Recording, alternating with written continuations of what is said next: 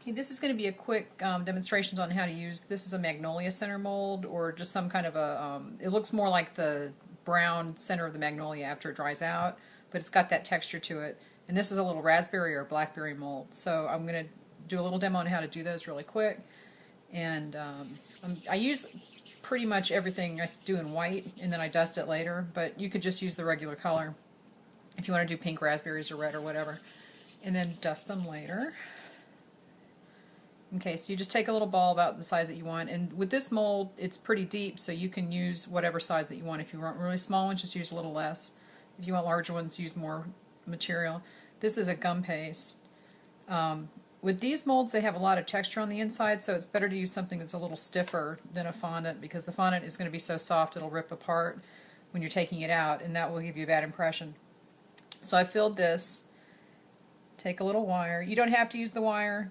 You can use like a toothpick or another wire just to pry it out, but if you want to wire them, this is the easiest way to do it. The wire has a hook on it, as it should. Just stick it in there, and then take the mold and press it around the wire so that you keep the impression. Then you can pinch this and kind of wiggle it as you're gently pulling it out, and that gives you the raspberry. And what I do is just pinch this around the base, kind of squeeze off the excess, and you can either hang these up or just stick them in a block of styrofoam to let them dry. When they're dry, you can dust it, and then take a little calyx if you want to do a little green calyx right there, and you can either dip it in the candy glaze or steam it, whichever you prefer, or just leave it flat. It's just going to be a little dustier looking. But that gives you a really good raspberry impression, so that you don't have to make all the balls individually, because that's a little time consuming.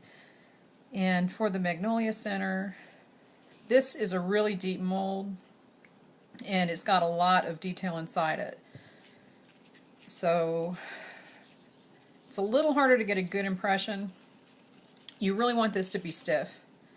Roll this out thinner than it's going to be in here. Stick this down in here. Now for this, it's best if you have a little bit more than the actual mold holds. Really press it down in there, because there are a lot of details on the inside.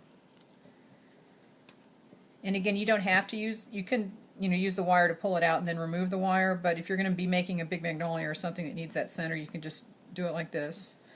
And this is an 18 gauge wire. This one on the raspberry is thinner. I think it's like a 22 or a 20. The 18 is nice and sturdy. Again, just kind of squeeze the mold. And this, number one, it attaches the wire to the gum paste. And it also keeps the impression of the mold. You're going to grab onto this. And see, this is really, really soft. If it's really soft and you're really losing a lot of the impression, just stick it in the freezer for a little bit. Now, magnolias are weird. They have kind of like a lot of texture up to about halfway down, and then they're very flat. So what you can do, just kind of press this to get rid of a little bit of the impression. Then you can take the scissors and just cut this off. If you're wiring a flower, the petals are going to go up under this. So you want this to be relatively flat so that the petals can get in there and sit. And I'm not sure if you can see this, it has like these weird little things here that come out. Magnolias are really strange. They've got these little pieces that kind of come out and curve. And that's on there. But if you want to really emphasize it, you can take the scissors and cut them a little bit and curl them out a little bit more like that. This one is really obvious. That came out of the mold nicely. But it would help if you go online and look at a picture of a Magnolia Center. And you really just have to get the color right. For these, I think, if I remember correctly, they're kind of a greeny yellow on top and like a real pale whitish yellow on the bottom. But as long as you get this texture and the color, then it'll look okay. Because unless someone is a botanist, they're not going to come up and start criticizing your magnolia.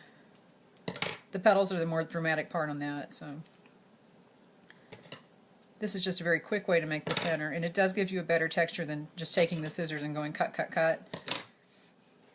And that's it. So then you just stick that in a block of styrofoam and dry it, and you're all set. And both of these are available in my Etsy shop. And the link is on the title of this video. I'm going to put it up.